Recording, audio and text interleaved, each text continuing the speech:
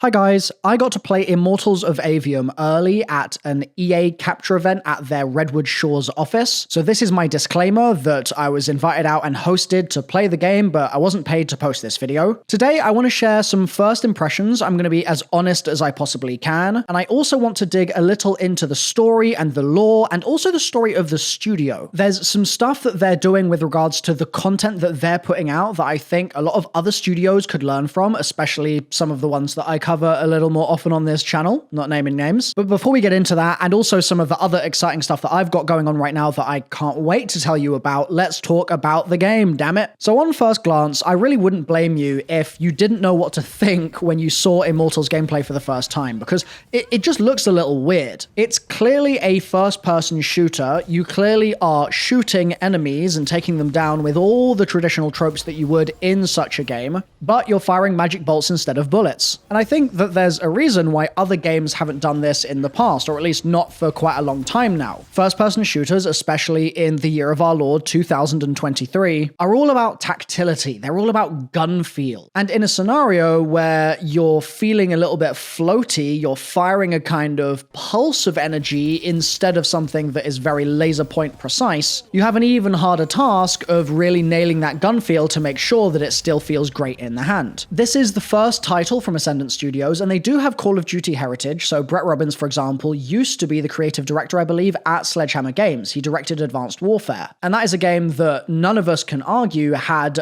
bad gun feel, I don't think. Now, I'm not saying there weren't other things that were wrong with that game. That's a debate for another day, though. What I'm saying is that Brett has a lot of experience trying to make that stuff feel good. And I am pleased to tell you that compared to the most recent game I played, Redfall, Immortals is currently in really good shape. There's some pretty strong feedback when you take down enemies. There are little sort of scuttly ones, and when you blow them away with a massive spell, it feels really good, and it feels like you're connecting. It doesn't feel like you're distanced from the action just because you're using a spell and that spell casts at range. So that's an important thing that I think that they've got right, but like I said, I want to be fully transparent with you guys, despite the fact that I was hosted for the event. The fact that gun feel works well with individual enemies doesn't necessarily carry over as well right now to larger groups of enemies. I had multiple gunfights, or firefights, or spell fights, or whatever you want to call them, where it felt like I lost control of the flow and the momentum of the battle a little bit. And this was especially acute when the enemies I'd be fighting would blink away. They have a kind of rapid dash, and it would mean that I'd lose focus on my primary target, and I kind of have to swivel to just shoot something else in my vision. But it meant that some of those firefights ended up quite fragmented, and I didn't feel powerful in like the Doom Guy sense of ripping through everything, and nor did I feel tactical in the Call of Duty sense of picking out a particular way to attack a scenario or a given engagement and then executing it, taking people down one by one and things like that. It just never really felt like it worked out that way. The world itself is gorgeous. I think that the art style in this game is really pretty. It's super saturated. That speaks to my interests. I'm the kind of guy that loves that sort of thing.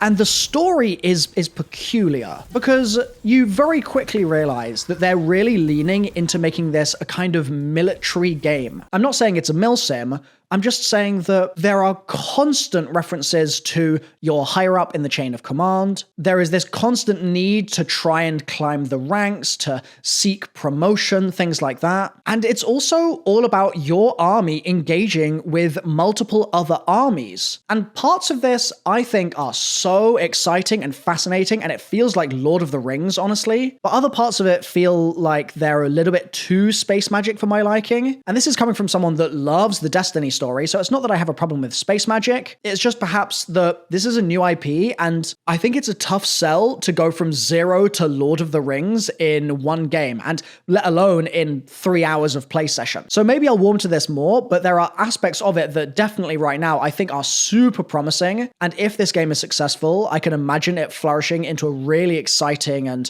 deep IP with a story that would be really fun to play around with and dig into as a viewer, a player, and a YouTuber, because it really isn't every day, and I actually struggle to think of an example here, that you get to dig into a fantasy world's IP, and it's all anchored to a kind of underlying tone of geopolitics and different nation states warring against one another. I feel like so often with fantasy, it ends up being, oh, the elves are fighting the trolls, and the trolls are fighting the men, and the men are fighting the goblins, MrRoflWaffles, and this is decidedly not that. It's much more akin to almost like a Dune style situation, or some of the feelings that I get in moments of, and I want to be really careful here because this is a lofty comparison, but some of the moments of like a Halo 2 where you start to feel the curtain being pulled back a bit, where in Halo Combat Evolved, you're kind of just a soldier that's shooting what's in front of him, but in 2, you start to realize the motivations of these entire races around you. And that's something I absolutely loved about that game. It was writing that has been unmatched in the industry, I think, since then. And I'm not saying that this game's story is on par with that. It's way too early for me to say if it's anywhere close even. But there were moments where, how to put this, I got a whiff. I got a whiff of interest. My ears perked up and I thought, ooh, I kind of want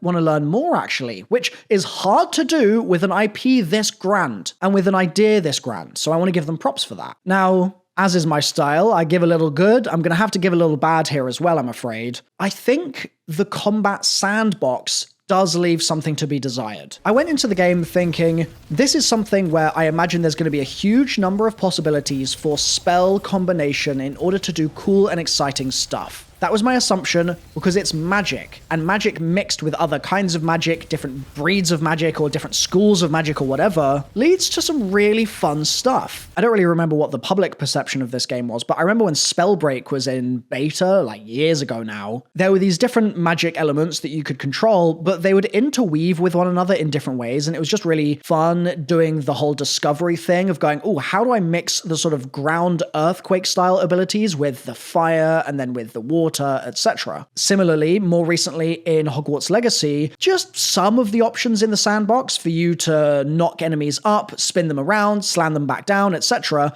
meant that there were some really cool combos that you could pull off. They weren't groundbreaking in Hogleg, don't get me wrong. I think that game's combat ended up being fairly repetitive, but there were certainly some moments for creativity to kind of pop its head up. Whereas in this game, in my experience, it felt like the combat was actually very one-dimensional. I felt like I was stepping into encounters and not really caring what kind of spell I was using at a given time, because they all more or less felt equally powerful and equally applicable, despite the fact that one of them was clearly meant to be a sort of ranged marksman spell, and another was clearly meant to be a sort of shotgun close-range spell. So that's a problem, right? And I went through pretty much all the weapons that the game would let me explore. I didn't get to use any legendaries, but I crafted everything that was available in the build. And there's one weapon, the Javelin, which you can kind of ADS with, and then it fires this bolt in front of you, and that was pretty cool. And there was also a massive fire blast kind of pulse spell. I believe that one was called Frag Fire, and I liked that one too, but I never really found myself going, okay, let me do this, and then let me swap to another spell and do something else, which is going to cause a chain reaction, or which is going to set off some kind of cool environmental effect. Instead, it felt like I was just using the spell that I was using, and I would click and click and click until the enemies were dead, and then I'd move on to the next encounter. And I don't like how brainless that was. I would have liked to be challenged in terms of switching weapons on the fly a bit more. There was very, very little of that in the build. There was a little tiny bit with some enemies that were responsive to certain damage types, but for the most part, it was just spam that left click to attack button and not a huge amount else, which feels like a missed opportunity to me. Now, if you don't mind, I'm going to present a theory here that I think is a little bit crazy sounding, but if you hear me out, I actually think this might be the case. I'm talking here about the combat being 1D and not varied enough, right? A little bit too tunnel vision, just take out what's in front of you and then move on. I think this is pure headcanon, but I think what might have happened is during the dev process, the devs went, well, in a game like a Call of Duty, you're not constantly forced to switch weapons in order to proceed with a given encounter. You pick the weapon you like, you pick the archetype, so maybe you're offered a sniper and a shotgun, and then you play the way that that weapon is designed to be used. You either stay at long range if you have the sniper, or you run in guns blazing with the shotgun. And so I think they might have seen that in a traditional shooter and gone, well, we're not just a magic game, we're also a shooter, so let's try and and employ some of those shooter fundamentals, but they're dealing with magic expectations. And so I think that maybe the problem isn't necessarily that the combat encounters are fully 1D. It just might be that because there's a lick of paint on everything that's all magical, my brain is instantly going to, okay, well, I'm magical, so let me do magic things. Let me make crazy combos happen. Let me use all the elements. Like I'm relying on knowledge and language from other video games entirely, completely unrelated IPs, and applying those standards to this one just because magic is present. And that might be something that the devs find really difficult in their attempts to market this game. Because in some ways, this game isn't trying to be a game where you're doing crazy spell combos. It's trying to be a game where you pick the kind of gun you like, and then you shoot that gun until the soldier in front of you is out of the way, and then you move on. I think they're a little stuck in the middle ground with vision and execution here, and that might be contributing to the dissonance that I was feeling during my play session and the perceived lack of depth in that combat sandbox. But again, I don't know if the sandbox gets more deep, more complicated, etc. in other encounters in the game or later in the game. Now, something that I do think that they're really doing extremely well is the way they're handling creator relations and the just sort of overall PR output strategy for the studio.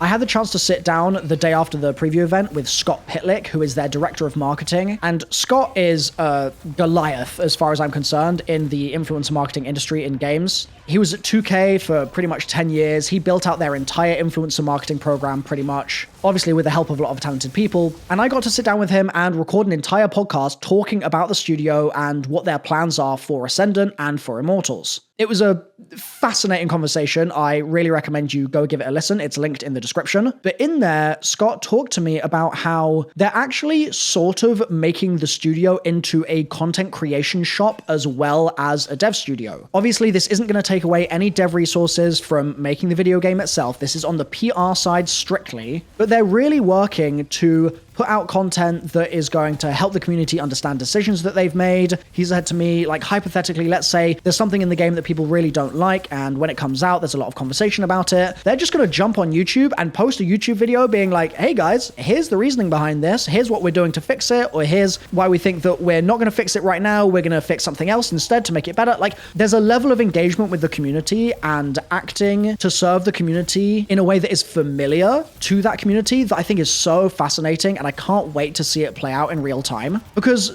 other studios really struggle to do this. There's so much red tape, there's so much legal kind of counsel and approvals needed, and Ascendant is a startup and they bow to no one. They can make their own rules, which is fascinating and really exciting. So that should mean that even if launch, for whatever reason, I don't know what state the game's going to be in at launch, full transparency, I just don't know. But if at launch it's buggy, for instance, and it's crashing, they'll be jumping on and talking to the community right away, which, as we all know, is something that I have observed not being the most common in the games industry with past releases, and I have complained about that a little bit in the past, and this seems to be, at least in theory, we'll wait to see if it happens in practice, a direct attempt by a studio to rectify those communication breakdowns that happen so often in this industry. I am so passionate about this stuff, and I'm so excited that Scott is pioneering a charge in that area, and combined with a game that has really promising lore but might take a bit of warming up to, and a game with combat that I felt like was a little more one-dimensional than I would have liked, but that might absolutely be a lot more deep once I started getting better weapons in the game, because again, I was early in the game using early game weapons. I should make that caveat very clear. Maybe the sandbox gets crazy good once I end up in a situation where all my guns are gold. But the process of discovery on that is going to take some time, and Scott and his team are going to be posting content along the way to make sure that we don't fall off the train, and that is so exciting to me. So overall, I'd say that Immortals is promising. It's not something that I think is going to be a 10 out of 10 smash hit, but it is a new startup studio that broke away from publishers like Activision making Call of Duty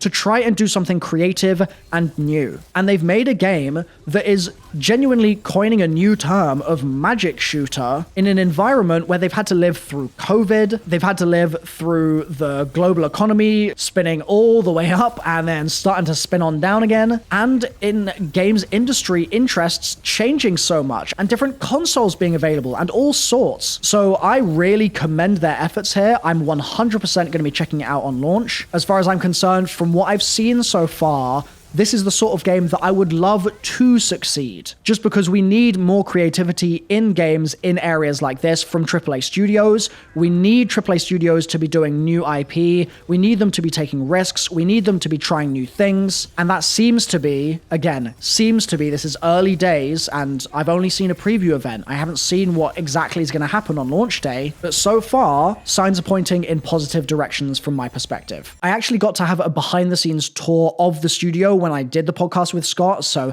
if you want to check out me taking a look at their mocap studio, for example, and stuff like that, that will be linked in the description down below. It's a kind of business vlog, to be honest. It's mixed in with a bunch of other things. Let me know what you think of that new kind of content approach from me, and hopefully you've enjoyed this video too. Drop a like if you have. I'll see you next time. Bye for now.